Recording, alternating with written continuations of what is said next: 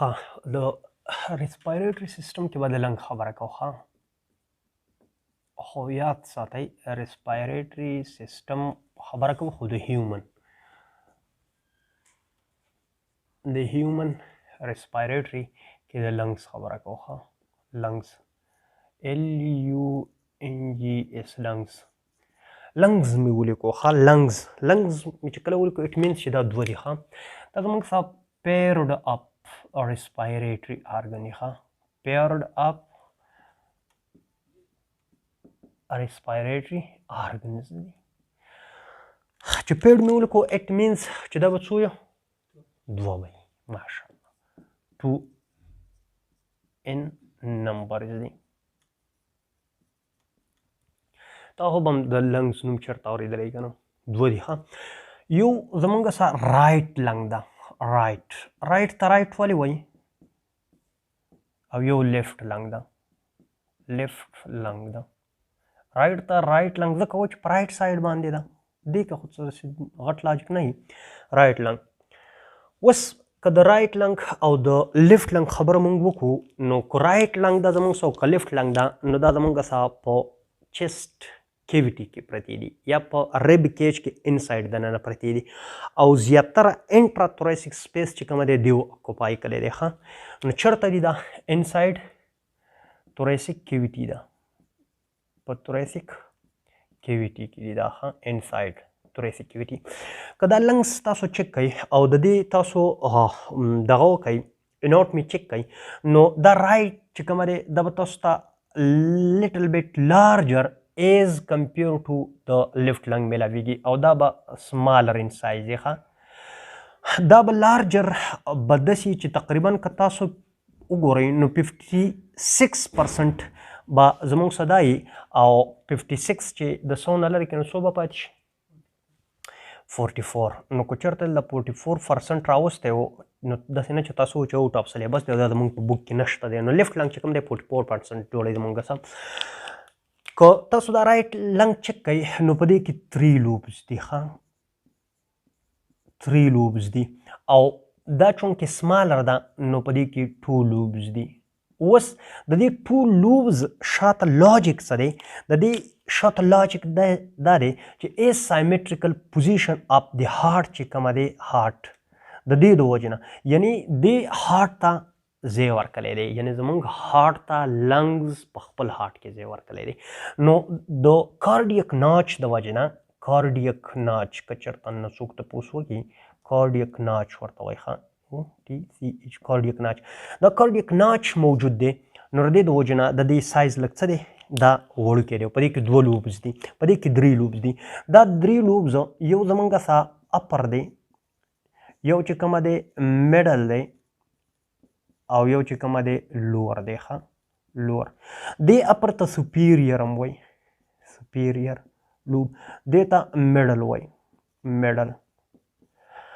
او دا چې کومه دی دا زمونږ سه انفیریئر هم دی ته وایي ښه انفیریئر لوب 3 لوبز دي پکې او په دې کې جسټ زمونږ سه چونکې 2 لوبز دي نو یو زمونږ سه اپر دی اپر او یو چې کومه دی زمونږ سه لور دی د دې د میډل لوب په شان په دې کې لینګولا ده ښه لینګولا که چېرته څوک تپوس وکړي خو ضرورت یې نشته دی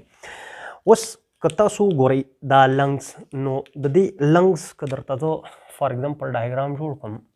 نو دا یو لنګ دی دا به لږه سمال جوړه کړم دا بل لنګ دی په دې کې هارټ موجود دی ښه هارټ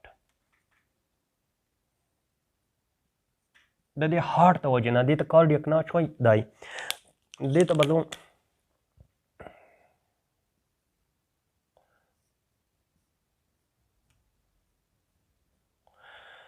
ښه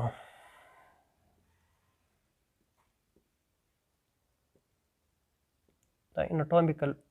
داسې کریکټ ډایګرام نه دی خو جست د ایکسپلینیټري پرپس دپاره هم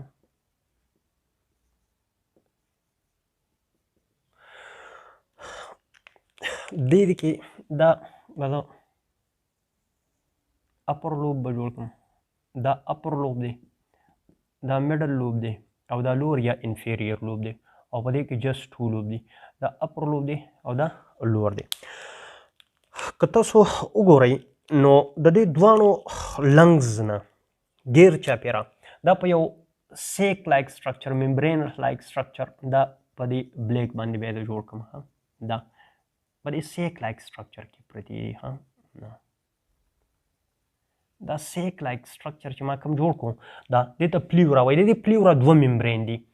یو زمونږ سره اوټر دی او یو د دې لنګ سره لګېدلی دی اوټر.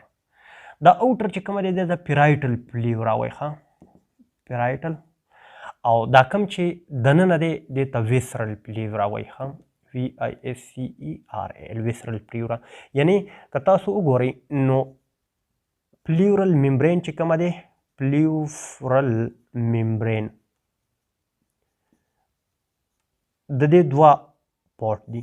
یو ته پرایټل پلیورا وایي یو ته ویسرل پلیورا. دا ویسرل پلیورا چې کومه ده دا د سټمک سره ټایټلی د سټمک سره نه تاسو مو دیستی دا د لنګ سره ټایټلی اټیچ ده د لنګ سره. او دا کوم چې زمونږ سره پرایټل ده نو دا فار ایگزامپل دا زمونږ سره به دلته چیسټ وال جوړ کوم، دا چیسټ وال دی او دا به دې کې ریبز دي فار ایگزامپل. نو دا د دې چیسټ وال سره اټیچ ده د دې چیسټ وال سره. دا چې ایکسپینډ کېږي نو دا لنګ هم د ځان سره ایکسپینډ کوي. که تاسو دا لنګ چیک کوئ دا لنګ نو دلته به زه جوړ کړم، دلته وګورم دا لنګ یو لنګ به جوړ کړم تیزه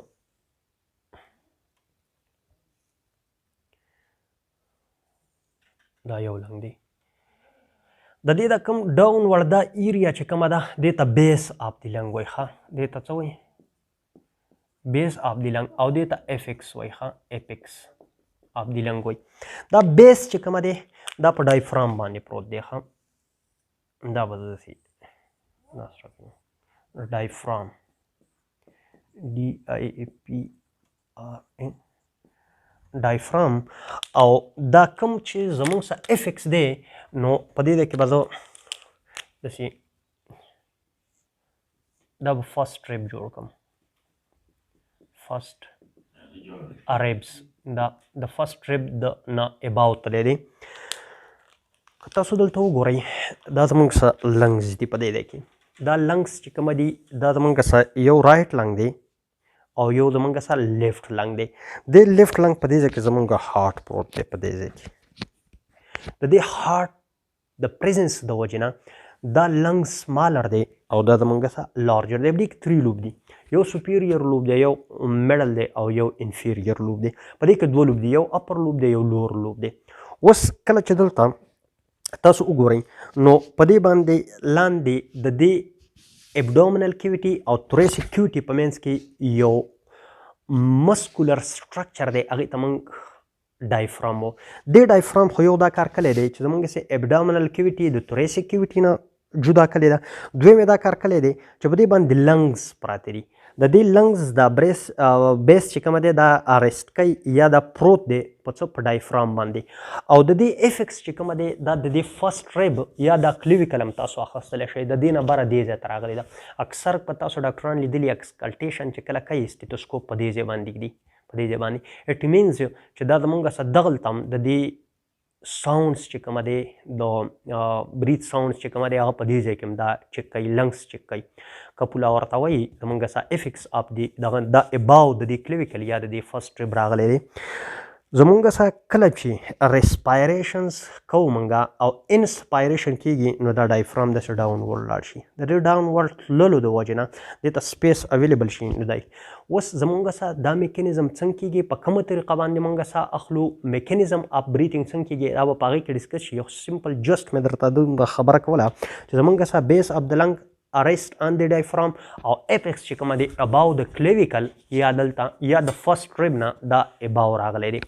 صحیح ده. نو دا زمونږ سره څه شی دی دا زمونږ سره لنګز دي او لنګ ما تاسو ته وویل چې دا زمونږ سره respiratory organ دی پیرډ organ دی. صحیح ده. نو دا زمونږ څه شی دا لنګز